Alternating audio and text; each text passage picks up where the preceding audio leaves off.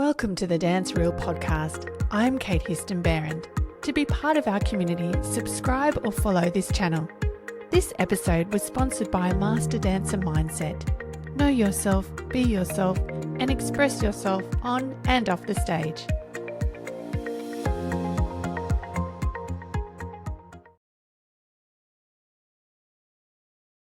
Today I have my very own teacher and mentor, Marie Walton-Mahon, OAM, will be joining us from Australia.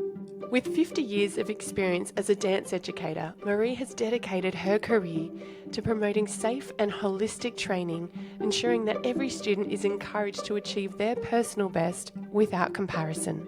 Before transitioning into teaching, Marie was an artist with La Ballet de Marseille. Marie is the Artistic Director of Progressing Ballet Technique, also known as PBT, a globally recognised body conditioning program now taught in over 40 countries.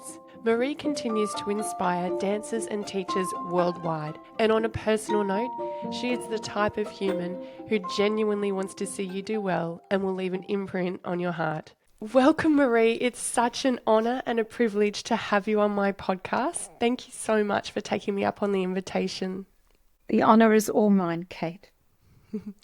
And you're a bit of a global phenomenon in the dance world. You just don't stop. It's amazing. You've got all of this inspiration.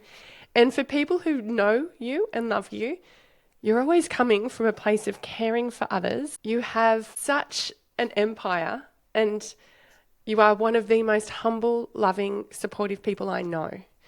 I don't think anything of this would ever go to your head. And I've noticed throughout me and my teaching career, you've always made yourself available if I've needed something as a mentor to me. And I feel very grateful for that. I'm not sure how you do it all. How do you do it? Oh, I love this world of dance, and I want to help good people like you and everybody else that might reach out.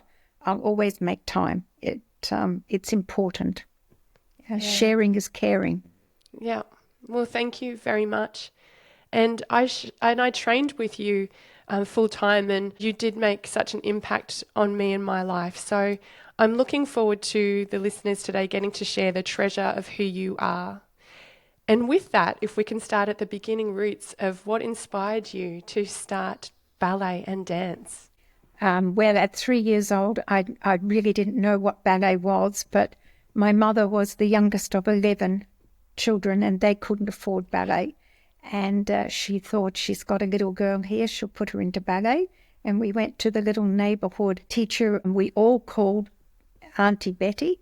And it was like a family of just movement, music, and lots of fun. And I just loved it and would continue to dance around the house. And if we had visitors, they'd have to sit down and watch me perform. And I just loved music and dance. And yes, and it was kind of Betty to realise that her capability was really in that ballerina, Betty ballerina, little tiny tots.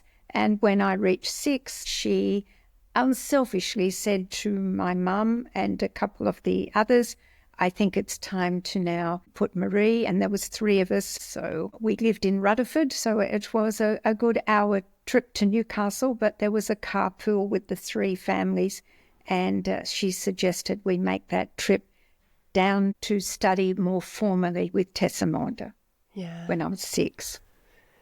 Wow. And you did so well there. And what was the training like for you with Tessamanda?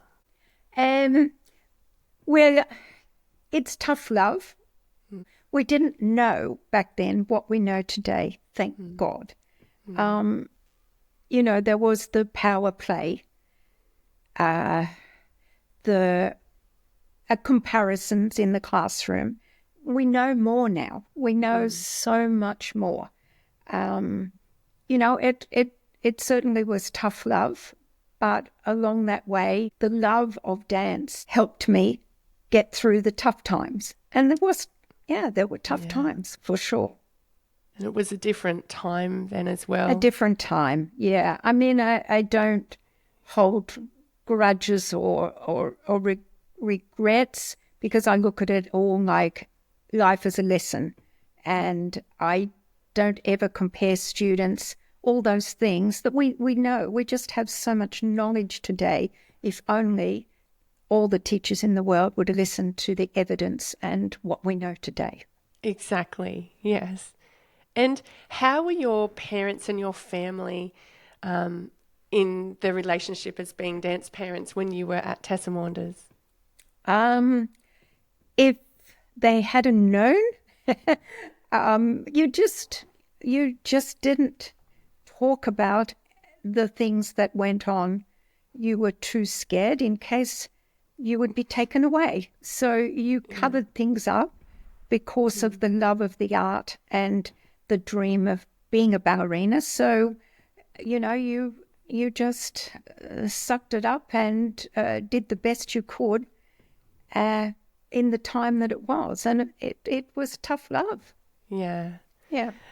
And your father was quite entrepreneurial, wasn't he? My dear dad is a big inspiration.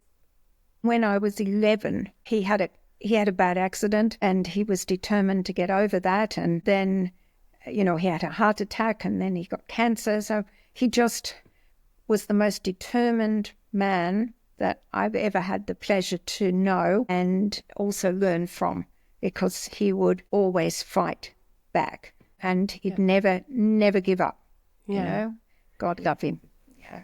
And your mum, Rose, yes, dear was Rose, also such a big, beautiful, special part of your life as well, and a big involvement in Marie Walton-Mahon Dance Academy, because I know when I came to train under you, she had only just passed away. Can you tell me about your relationship with your mum? Yeah, it was beautiful. It was special. She was there for every dancer, not just, one or two. She was there. She was a great support. And her memory lives on with the Rose Fund, which raises scholarships for students even in this day and age. And, she'd come along and, always support. She was a gentle soul, but had a lot of love to give so many students. Yeah. So I'm wondering if you got that beautiful nurturing side that you that is the way I know you that leads into the world, and then your entrepreneurial spirit. You've got your mum and your dad in there. Yeah, some cherished sides that have been left to me and that I appreciate. Yeah. Yeah, for sure. And after your time with Tessa Maunders, what happened then? How did you go overseas? I wanted more than anything to travel, dance, and be a ballerina. That was, from a young age. But when my dad had the accident when I was 11, it was a struggle for the family because, there was, it was hard to make ends meet. By 13, it seemed like ballet had to go because Dad was in hospital for a long time, several operations, and it was a struggle for the family. So by 13, I went to Tessa Maunders, and I'm very, very grateful that she allowed me to teach young children in lieu of the fees so I could still train. So, there was that gentle gratefulness, but in saying that, I was then totally owned. Totally. I was in complete debt.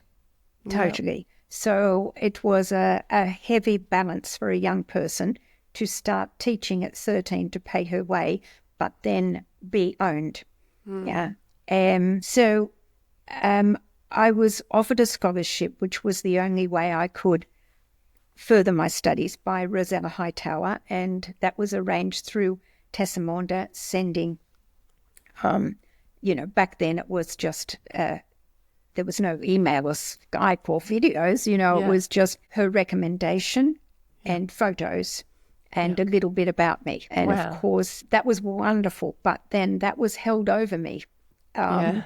It was a game of to and fro often. I paid for it.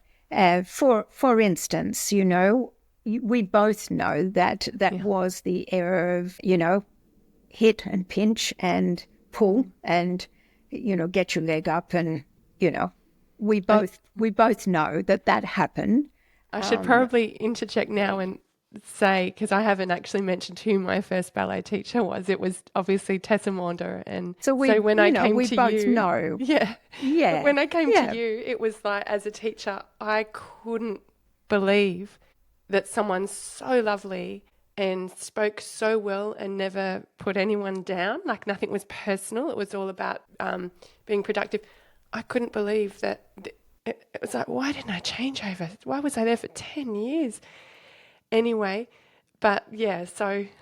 It's a power play thing, and you learn that as you get older. But I'll never forget being called into this meeting because I was owned. I was called in when a father came down about one student having bruises on her legs.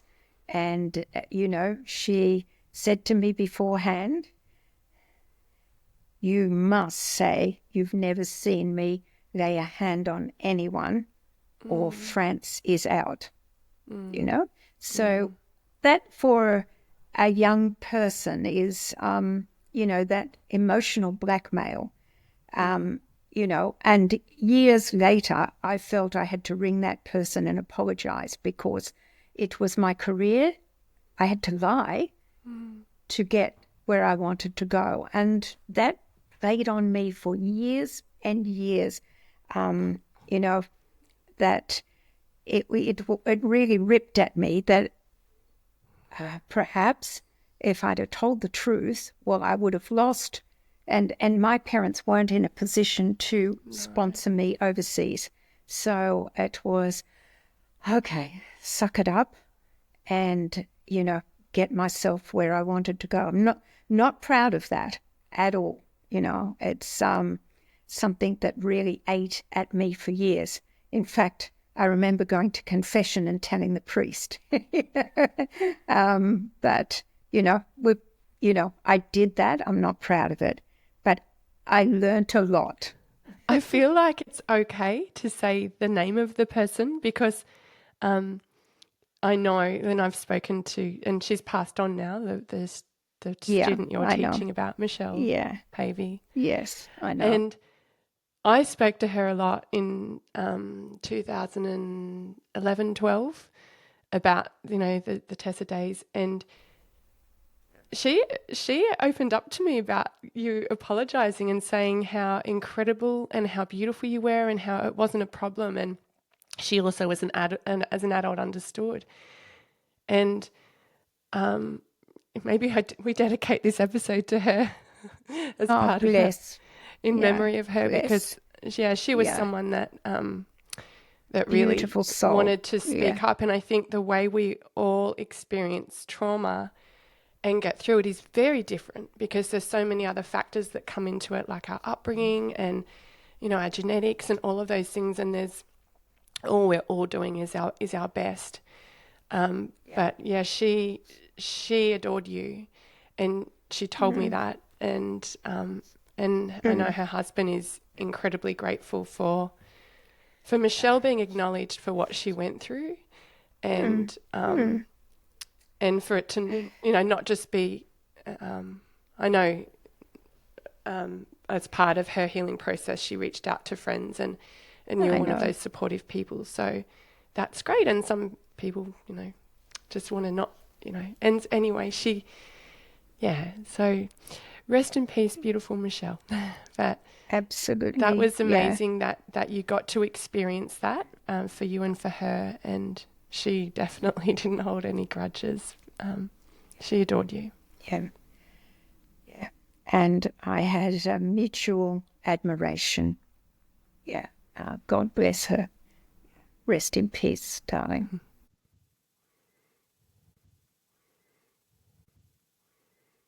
You got to France, and what was that like? Oh, I adored Rosella Hightower. And like, I suppose, when you came to me, it was this other world of teaching with respect, no comparison in the classroom, honour, personal best, and just encouragement I just absolutely adored this new world and new way. And I knew that she was going to be my influence. One day I would have a school, and God bless her soul, Vale, gorgeous Rosanna Hightower, because she was such an inspiration. And I needed that. Oh, did I need that?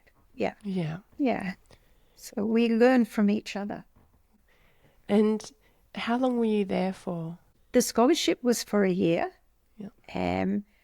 And I cherished every day. I guess I was just fortunate that I think it was maybe 8 months or so, and there was always guests coming in and sitting down near the piano and watching. It happened quite regularly, and I didn't think anything of it. I didn't actually know that this was wrong on Petite, sitting there near the piano, and he needed a short, dark, fiery dancer that could jump and turn, and that was kind of me, that little fiery dancer back then. And he went to Rosanna Hightower and said, can I take her and give her a contract? I was like, because I hadn't even gone to audition, so it was like, this was all my dreams. Yeah. Wow. Yeah, so I was very fortunate, not to have to travel and do the cattle call and that so many have to do. So I was being looked after there. But you also worked really, really, really hard, and you still do. And you did that. Yeah. It I came did from work within. hard. Yeah. It came from within. I love this wonderful art. There are things wrong with it, but, the love of this art, surely we can open minds up to make some change. And what you're doing is part of that, making people aware to talk, to speak up. Yeah, so thank you. Oh, thank you. Thank you for inspiring me. And so your professional time, it didn't last so long because No. what happened? My darling dad at 42 had a heart attack. You've got to think back then, Kate, there's no Skype. It was 3 weeks to get an aerogram, 3 months to get my Vegemite. So and my dear mum never worked. Back then, that was the thing that happened. Dad was again in serious trouble. He had to have a triple bypass, and I'm all the way over in France. Kim is a junior teacher at Tessamonders, but that wasn't enough to support. We had a young brother. Martin is 13 years younger than me, so, he was a big surprise to the family, a treasured one, but a big surprise. So what can I do? Come home. I had to come home. All the way home in the plane, I'm thinking, okay, I will just have to suck it up and go and teach back where it all began. Oh, wow. What was that like? Oh, my God. It was horrendous. Yeah. It was horrendous. I kept thinking, do I have enough courage to open on my own all the way home?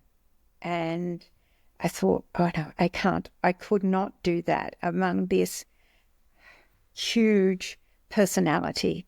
Imagine going opposite. No, I'm not ready. And it was income, and I was welcomed back. Yeah. I was given a lot of work. When you were told to go and give a student a piece of choreography, you're told to go to the book in the cupboard and a number and take it from this, and it's all written down and it's passed down. And I was against that. I'd explored individuality and creativeness, and I dabbled in choreography. So I'd change the choreography. What and did she felt say? Really, really good about it. It was, I was breaking a little bit of a barrier, especially when one student won, and a lot of the choreography was changed. Yeah. So I'd felt I'd been away and I was a little bit stronger. Yes. I was able to speak a little bit more. I saw the other side of how to teach. Yeah. And I was determined to try and make some change. Yeah.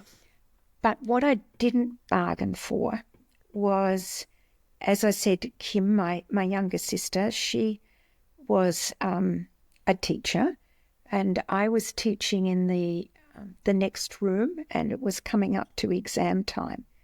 And what happened was unforgivable. A student was sent to bring me into the studio, and Kim was there, and she was upset. And I can clearly remember Kim being told, look at the way Marie has taught this movement. Now look at your students. Oh, gosh. I was like, oh, you can't do that. And Kim stormed out. Of course. She stormed out. She stormed out, upset. And I just looked. I looked her in the eye and I said, you've forgotten that's my sister that you've just destroyed. And you can't do that in front of students. You can't make comparisons like that. No. And I said, goodbye. Yeah. I'm leaving too.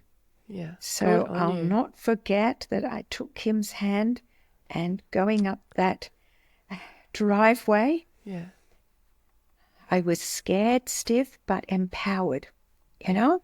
We'll do this together. So at first we opened a little school called M&K. That's so beautiful. Yeah, and it was tough because, unbeknownst to me, while I was away, Kim, was, why can't, Kim is different. Kim, beautiful soul, beautiful dancer, but we're different. Yeah. But to give her my solos and try and do that comparison thing, it was dire. Kim had a lot of issues with me and with the whole scene of dance, Yeah, of course. Of course. And it's taken years and years for us to even talk about the times. And it's not about, life is not a competition. Life is not, everybody's an individual, and it's up to us to bring out the best in that student, not try and compare one against the other, especially siblings. And I saw that, I reflected on that as I grew up. She did that a lot and played one student against the other, the power games, And so that day I walked out. Yeah. It was, oh, wow. I felt free, empowered, but also, oh, my God, can I actually do this? I'm going to open a school in direct opposition. Yeah. So I started with 6 students 50 years ago and a dream. Wow. Yeah.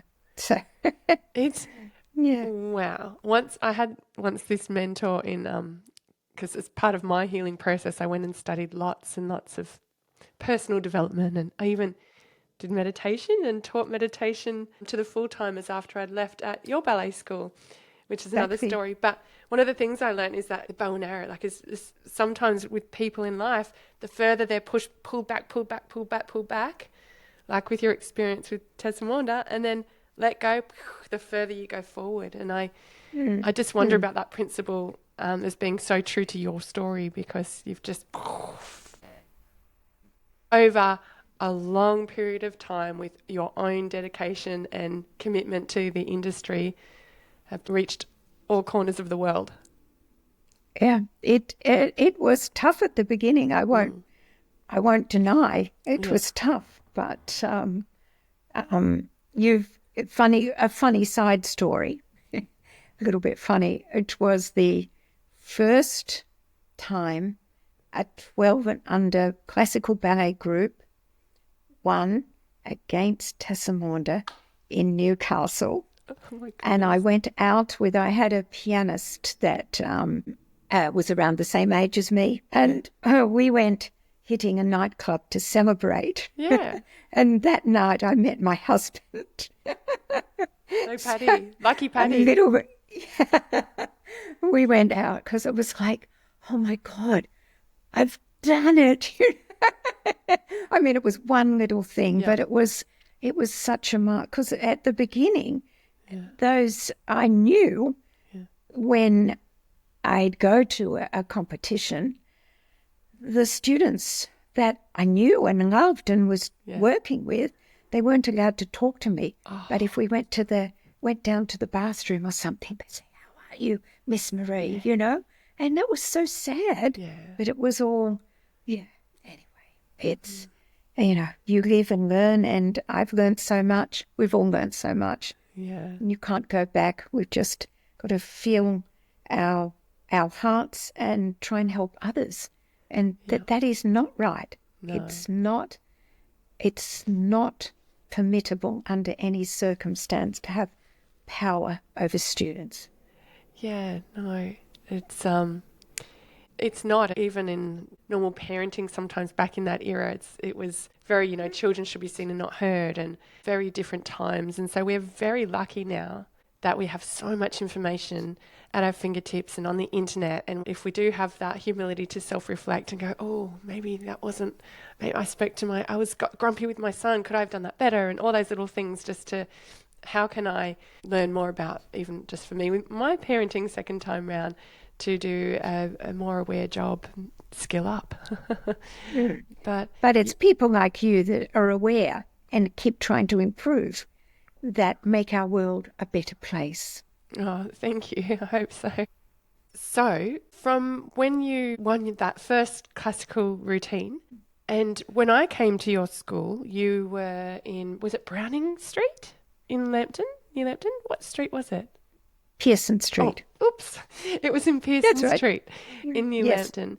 And I remember when I came to you, I was so lovely, and you looked at my structure, and I had a little class with you, and you said, okay, we need to work on your adductors and abductors. And you gave me then and there was no pressure to come to your school. You didn't put any of that. You just gave me feedback, assessment, and some Pilates exercises. And I was like, wow. And so that was my introduction to you. And I just thought, oh, I really, really like this teacher. You helped me immediately, could structurally see where I was weak. I could see you were onto it. You were onto the body. You were onto the anatomy.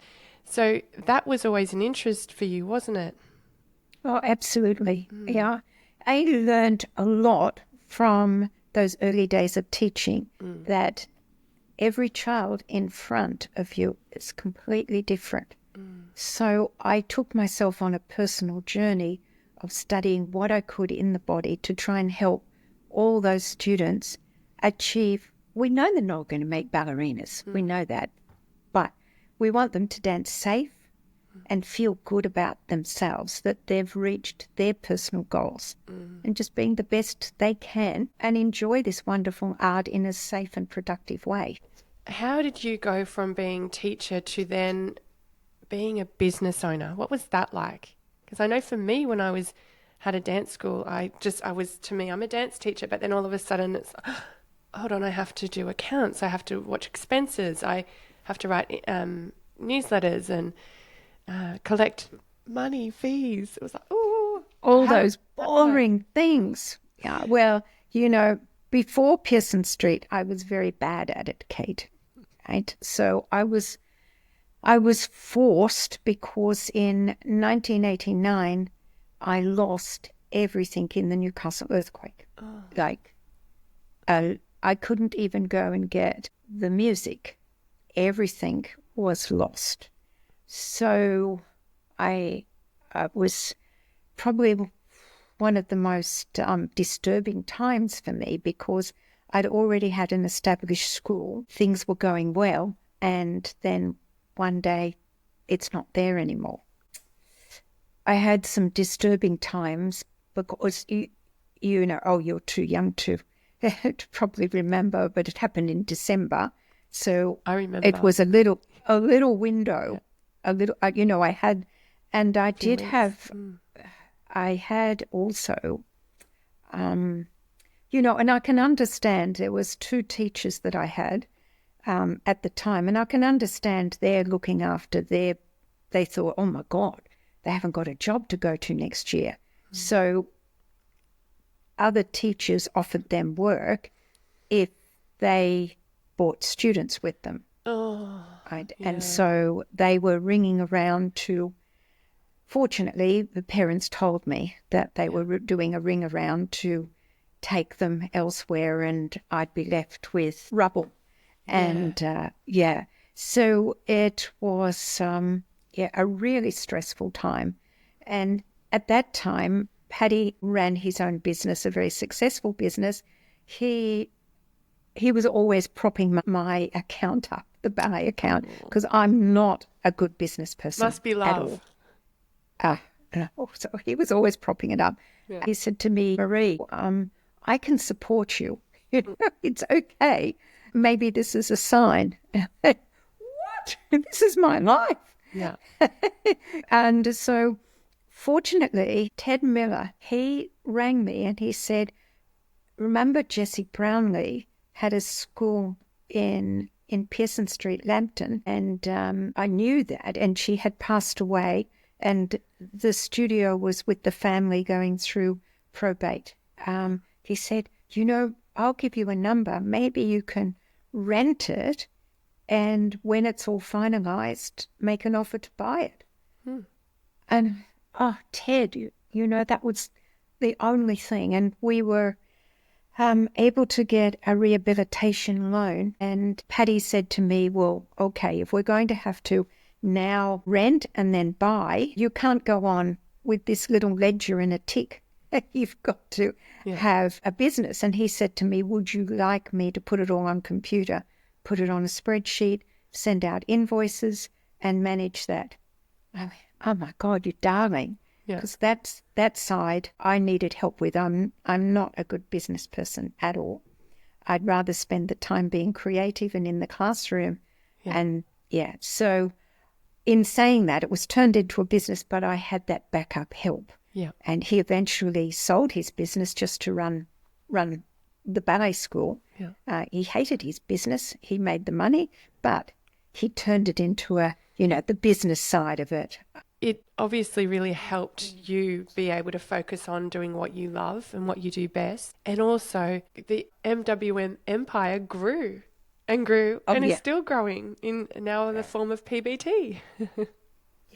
It's still growing, and I'm super proud of where it's, I'm super proud and humbled. But I'll not forget when we went out to dinner this night after being in Pearson Street, and we turned Jessie Brownlee's bedrooms into studios. Her car park had a floor and mirrors, and we were dancing everywhere, and I had this plaque put up in memory of her. But I went out to dinner with Paddy this night, and I said, we had the 250 students that I had in the city followed me, and we picked up all the local area and the Roberts sisters. And I said, Paddy, we've outgrown it. We're dancing everywhere. And when I teach pas de deux, the heads are so close to the fans. I said, we've really outgrown it. I said, you've got to look around because we need bigger. He went, are you never satisfied? He looked around, and that plant nursery was for sale. And so we then purpose-built the studio that you know. I think my year was the first year that we were full-time there. Yes. Yeah, that's right. And it's still there today and extended even more, and it's incredible. And it's now, obviously, thanks to you, the National College of Dance. Yeah, the second hardest thing I've ever had to do was turn it into a college. And how did you do that? Okay, so quite honestly, I got up every morning. I'd set my alarm and get up every morning at 4 a.m. because I had to write the units of competency Wow. and then hire an education person to write it in their terms, to present it to the education department for the Certificate 3, Certificate 4, Diploma, and then put myself through the Certificate 4 in Training and Assessments. And I started it in 2006, and by the end of 2007, it was approved. It was unbelievably stressful, and I can't tell you how many times I thought I've made the wrong decision here, because I was seriously suffering burnout, and I started to get some chest pains and thought, oh my God, Dad, and calm down, and but the other side that Dad left me is I try never to start something I don't finish.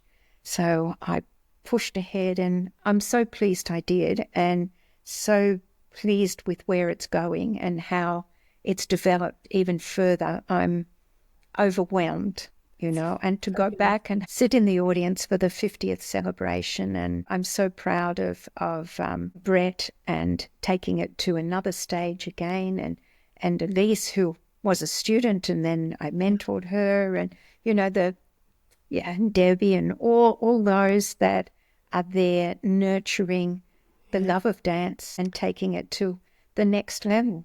Yeah, I would have loved to have gone to the 50th gala, but I'm here in Germany, and beautifully, my daughter, who actually is on the admin team at NCD, danced and met you, and she was, I know, Mum, I met Marie, Miss Marie. And I remember the day I told you I was pregnant and Sinead was in my belly. And it was at Apex of Stedford, actually. I was with Veronica, and I went up and said hi, and I was like, oh, I'm pregnant. And you're like, oh, congratulations. Anyway, so that was very special. She loved meeting you and performing, and it was so nice to see so many people I knew and people from the past, all dancing on stage. It's really beautiful. It was a special evening indeed, which will remain in my heart, and it was lovely to see your daughter up there too. She's a little jazz dancer. She loves it. So what made you decide to then step away from being a dance studio owner? Was that a difficult decision? It was. I was feeling burnout, and something that I'll share with you that really triggered that, okay, I've done all I could here. I've set it up, but I need to let go. I didn't want to let go of the love of the art. I still had that burning to try and help teachers. I wanted to share a lot of the findings I'd learned along the way with regard to safe dance. As you know, I was an examiner for 12 years, and sometimes I'd sit behind the desk and I'd see such unsafe work, not understanding the body. I had studied a lot of anatomy, and I used that in my teaching all the time, and I played around with this program in the 80s with young students, and I knew it worked, but I couldn't share that and run this and everything. And then I thought, oh gosh, and then 2007, after I finalised and we got the education program, because that was actually stimulated by my concern that students didn't have enough backup if it didn't work out their dance career, and they could use it to go to university. So that was my whole stimulus. And I knew that a lot of them were fudging their distance education work and all of that. And I thought, they need that backup. So that was the stimulus. I did it. Then, as you remember, the end of year concerts were a big deal. Like, they weren't just your little items thrown together. They were a full-on production. And when NCD was put together, I put on Second Act Swan Lake with full orchestra from Sydney. So these were big deals because it was good on their CVs to help them get positions if they had done a full production and worked with an orchestra. So it gave them credibility to have their diploma and have a reference from me and to say they had taken part in this, and it was more benefit for them to get to the next section. So as part of getting the diploma students into pre-professional schools, often I'd have to get up and talk to someone overseas at 3 a.m. because of the time change, to and give references. And it was a different level of trying to get them into pre-professional schools. So, and I was really burnt out from the year before and all of this. Yeah, on a fine line. And what happened was the graduation year of 2007, they were presenting elite syncopations, and that was with live music. So the rehearsals were set with the musicians and the full-time students. It involved only the NCD, so it was Certificate 3, Certificate 4 and Diploma students, and it was with live musicians. So they had the rehearsal date set. We had class in the morning, a bit of a pep talk, and then, that it would be stop-start, the first rehearsal with the musicians, and they were coming in at 1 o'clock. So about 12:30, some of the students came to me and said they had to go to Sydney. And I said, this is a week before we bump into the Civic Theatre, and it's the first time with the live musicians. And why are you telling me now? Yeah. They said, we've got tickets to Britney Spears tonight and we're going. Right? Okay. I said, I go down to the ballet and I can make it by leaving at 4. I'll let you out a little bit early, but you must work with the musicians. Yeah. And they already had their references. They knew where they were going next year. They had their diploma, and the 3 of them just walked out. Oh. Right? So I was very upset, and Of course. thought, gosh, I've done so much, and why tell me half an hour? And I said to them as they were walking out the door, if you're not here at 9 o'clock in the morning, I will replace you in the production. Good. And the students heard me. Yeah. And come 9 o'clock the next day, all their phones were off. Obviously, they stayed in Sydney. They'd partied on. Oh, that's so heartbreaking. It was really soul-destroying, actually. Yeah. So after the morning class, I held a meeting with the staff. I said to them, it's going to be hard work all day because I have to remove them. Yeah. For the sake of the others, everything, So I did. And I said, they're diploma students. They need to know if they're going into this career that's not on. No. Yeah. But Kate, what I didn't know, because back then I didn't have any social media. I was just busy doing my thing. Yeah. But what I didn't know was there was some of the students that were their friends who were on their side, and they were taking footage of who was taking their places and all the turnarounds and everything and feeding it to them. Right? Yeah. So I didn't have Facebook, so I wasn't aware of what was going on. But there was an unbelievable pile on me that day. Yeah. And into the evening. And even, as you know, Facebook is so widespread. So even some students that were already overseas that maybe didn't get a main part in something, they had the pile on as well. There was this whole pile on. And so Veronica saw it, and she went to the staff and said, Mum can't see this, or she won't be able to cope with next week and put this on.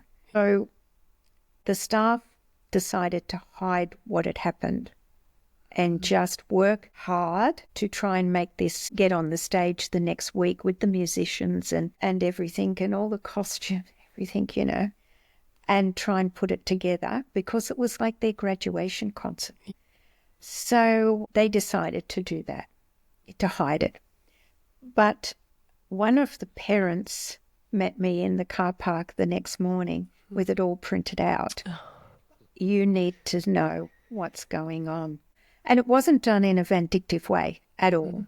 Yeah. It was, you need to know this. So when I read the pylon, it was so soul-destroying, and I was burnt out.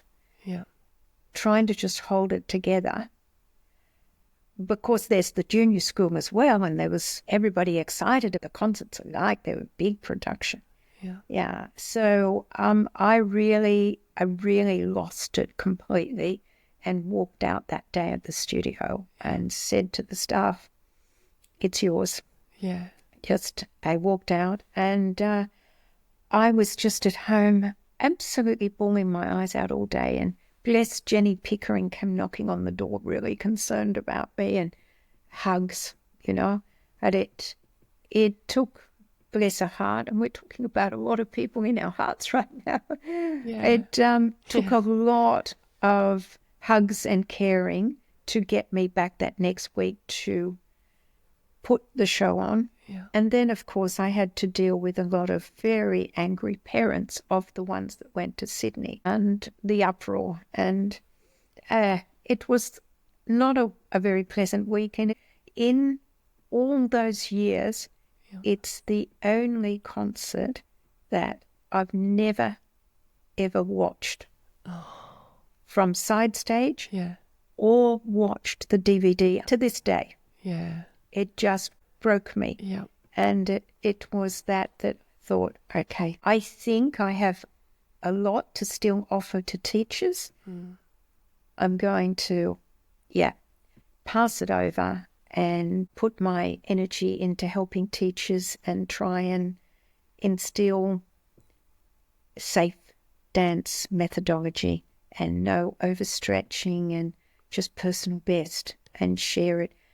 If someone had told me back then, because I stayed on for 3 years while Brett was by my side, and I stayed on in the transition. That's incredible. Yeah. It's a long time, 3 years. Yeah, it was a long time, but it gave me time to plan the next stage of what I wanted to do. And it was the ethical thing to do, is to make sure, after all, this was my baby. Yeah. To make sure everything was put in place. I haven't told that story before, actually. Wow. It was tough. It was really tough. But, they're young. I know that they have learnt from that, and not bringing up any names, but there was some heartfelt apologies years later, because you're young, you don't understand sometimes. And they didn't know I was up at 4 a.m. for years trying to put all this together, and they didn't know that. People didn't have know. no idea what it's like running a dance school. But when I was full-time with you, you were there before us at the studio. I think maybe 7 a.m. or earlier. But then you'd teach, so all day full-time, and then in the evening, the junior school. Yeah. And I remember being full-time thinking, how does she do this? I don't ever want to do that. And when I had my school in Byron Bay, thank you to you, I remember one time, I had all of one student that was interested in full-time, and Byron Bay is so small, and I rang you, said, should I do this full-time thing? And my heart wasn't in it like yours to do that. But I thought, no, it's a practical, it would be a rational, the next stage decision, should I do it? And you just said, unless you've got enough students, it's just not, it's not a viable thing, and you really have to love it to have a full-time school. So I would prepare them and then send them off to, depending on where they want to go in the industry, send them off full-time. So I used to watch you and go, oh my gosh. And you wouldn't know that you were exhausted, or because you still, taught beautifully. And like anything before there's a big concert, there's always a level of stress with anyone, but it was never rude or disrespectful to your students. I'm sorry that happened to you. And I wonder as well if that's, with that whole social media, that 2007, that's when everyone jumped on Facebook, and there's this sense of the person, the individual speaking up and entitlement. And how do you think the dance industry has changed, and what problems do you see happening with the next generation now?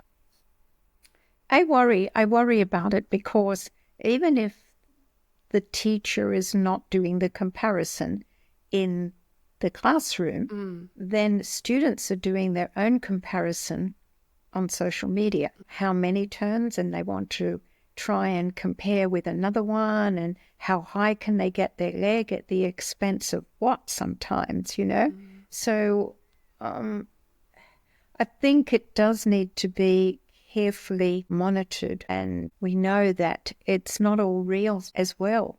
And sometimes it's out of control, because they see things, they see the tricks, they want to do the tricks without technique sometimes. So we need to really look at that. And also plastering themselves with trophies. No one's going to ask you how many trophies you've got to get a job. It's not real, and then the others are feeling dejected if they haven't got the trophies. Yes, it can lead to a lot of mental stress, as well as the body image problem that's accelerated. I'm not adverse to it, but it needs to be carefully considered from the parents. And I'm really against teachers just plastering up how much a student has won, because what about all the other students that work hard? And it's only one person's opinion, these competitions often. Sometimes there's a big panel like the Prix de Lausanne and, the big things, but these little competitions, sometimes it's just one person's opinion, and it's no one's right to just put it out there and make the others that might work just as hard. And sometimes they just need encouragement. Yeah. PBT, Progressing Ballet Technique, when you had just brought it out, I think it was 2012, would that be correct? That's right, correct. I did the day course in Brisbane, and I loved it, and I walked out so sore the next day. Now, since then, it's just in over 40 countries, and you've really taken the body conditioning to strengthen the body, to assist ballet dancers and dancers to strengthen their technique, and also for career longevity. Can you tell me about the process of how you took this baby PBT and it's like this now? Wow. Sure. Well, 2012, I wanted to experiment with some students that I'd never trained before. So I offered them a series of free classes with me to check that it wasn't just about my training as well, but to see these that have never done anything like it, to see where it would take them. And I was really excited with the results. It was at Teresa Johnson's school in Sydney. And then at the end of 6 weeks, I didn't pick and choose. I chose the class to film the first DVD that I cut, back in 2012. And I remember Paddy saying, really? Who's going to want this? We'll get 500 and just, see how it goes. And it was just when people got the little DVD, and then it was word of mouth. And then he was ordering thousands and just sending these out. And then we formally put a course together that I'd teach, because I knew it worked, but I wanted to just prove it with those that I hadn't worked with for years, Yeah. And then people were sending us. We had this tiny little website that Laurie put together, this little website, and people were then requesting a junior one, because that was just a senior one, a junior one. So I then did the same thing with juniors and with Sonia Dean's students, and created the junior one. And so then it was just really word of mouth that sold it, from people trying it off the DVD back then. And then in 2016, I was invited to present it at the Honor Von conference in Toronto, Canada. Wow. And I went over, with my fit ball and pumps and all of this. And it was a big deal. The program was 4 days, and 4 ballrooms in this big hotel. Beautiful. And they'd brought in the Harlequin floors, and there was 4 stages, 4 big ballrooms all set up. And I was on at 9 till 11 every day. So the first day I went down there and I looked, and I realized that people didn't have to book in to do a program. They just had to scan their lanyard at the door. So you didn't know who was going to be next door with the judge from So You Think You Could Dance America. And big, like, and I was like, oh my God, who's going to know little old me? Who was, like, from just this DVD, who's going to know? And I went down at 7:30 in the morning to do a sound check on the stage. And I felt sick. I said to myself, if there's 2 people in the room with 2 fit balls in this big ballroom, I'm just going to just shrink through the stage. And Kate, they couldn't fit them in. Oh. So how did they know? Where has all this come from? How did they know? A teacher came up to me, said, I flew from South Africa just to learn this. Oh. And I was like, oh, my goodness. And it just spread.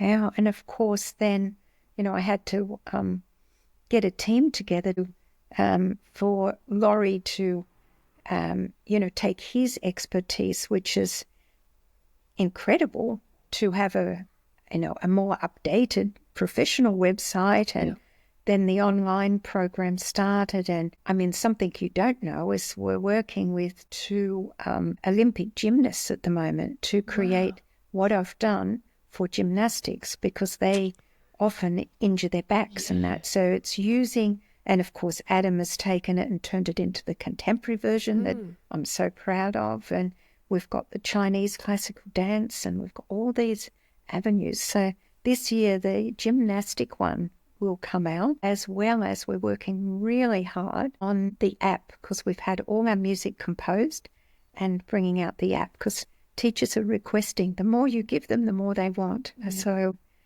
it's a fun ride. Yes. That's incredible. That's just wonderful. And with that, do you ever, because I've noticed just from your talking after there was the Newcastle earthquake, that devastation, and then this boom, new growth, and then that, I'm going to call it a betrayal, because it feels like a betrayal, the end of your era of National College of Dance, and then boom. Have you ever with PBT gotten criticism in this whole other thing that's made you want to go, oh, I don't want to, and how do you manage that? Because the bigger someone gets in their popularity, they're going to get people that want to bring them down, unfortunately. Nothing has stopped you from growing and being as authentic as you can be doing this, which is so admirable. But I know for me, there's a part of me that didn't want to do this podcast out of like, what if, and it's like, oh my gosh, I just have to be me. But having to self-talk myself through my own little fears. How do you do that? And what does that look like? Well, Kate, it's not just all me. I have an amazing team. I've trained wonderful tutors all over the world that I mentor, and I love them dearly, and they're like family. So it's a team, and they go out. I'm not touring anymore. I'm still creating the work.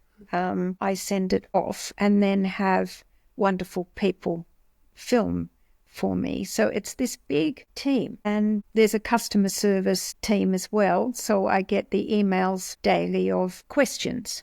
But in those questions, where the customer service have buffed criticism, it's more about how can I help a student with this? Yeah. So I just feel very privileged that people ask, and that the tutors I've got, I mentor to spread what I've started, which again is my baby that I love. And but at 71 now, I'm taking a step of more the mentorship, and I always answer questions when customer service email them through, or they put them on the website. I'm always going to answer people, but I can afford to take that little step back now and be proud of what I see. Yeah. And enjoy. Is Patty excited to have more Marie time?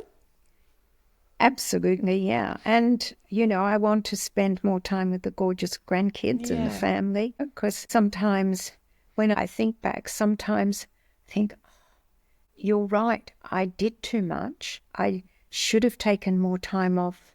Sundays were treasured, but there was those times where I'd miss out on things.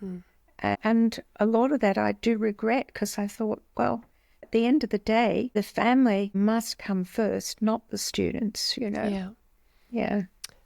I remember in leading up to my final year of owning my school, Matthias, my second husband, and I, we were thinking about, having a baby, and we're older now. I have my daughter Sinead, and it was just always this thing, yeah, we will maybe one day. I'm getting towards my late 30s. And I had a student's mum that came in after the concert, and I had worked a lot with this student, and she just said, I just want you to know. So the mum just came in, my daughter's not going to return next year. And it was good of her to come and tell me face to face. That was big. And I went, but it was still like, and I went, oh, okay. Do you have any feedback as to why? I'm open to feedback, and I wanted her to feel safe enough and comfortable enough to tell me. Not I wasn't prickly. But I really wanted to know why. I was thinking, I was genuinely curious. And she said, the other school up the road, her friends are all there. She just wants to go dance with her friends. And I got teary, but I wasn't. It was just this moment. It actually was quite a spiritual moment, believe it or not. I thanked her and I hugged her and I said, I'm really going to miss you and your daughter. Please send her my love. So I'm feeling hurt, but yet grateful. And this knowing came through, boom. It was like this internal voice saying, you can now have that baby that you keep putting off because your students are always coming first. And I am forever grateful for that woman that came into the office, because then I turned to my husband and went, okay, let's have this baby that we've been talking about. And our little son, Arlo, is now 5. And so I hear you, because you can get on the treadmill of the creativity and you love it. But then there's this whole other beautiful part of your world, which is family.